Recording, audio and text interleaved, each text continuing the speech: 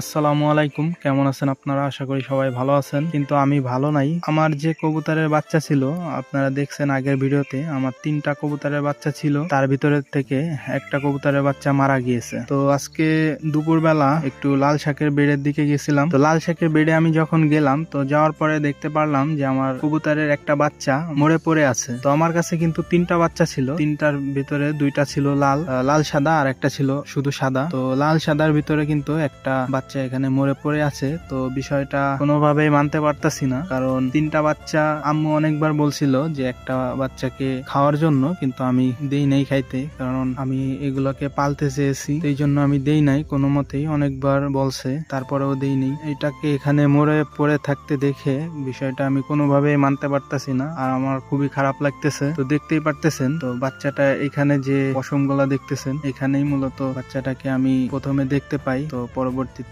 পরে নিয়ে গিয়েছিলাম আপনাদের দেখানোর জন্য। আপনারা সবাই জানেন যে আমি কবুতরের জন্য কিন্তু নতুন করে ওদের খোপ বানিয়ে দিয়েছি। খোপটা কিন্তু আমার বাথরুমের ছাদের উপরে। তো এখান থেকে কিন্তু কোনো মতেই বেজি বা খাটাস কিছুই কিন্তু ঢোকা সম্ভব না। কবুতরের বাচ্চা কিন্তু আগে একবার বাসার থেকে লাফ দিয়ে নিচে ছাদের উপরে পড়ছিল, তো এটা কিন্তু আমি দেখতে পারছিলাম, এই জন্য পরবর্তীতে আমি ওটাকে আবার বাসায় উঠে দিতে পারছি। ওদের যখন বেশি ক্ষুধা লাগে তখনই কিন্তু ওরা ওরকম নিচে পড়ে যায়।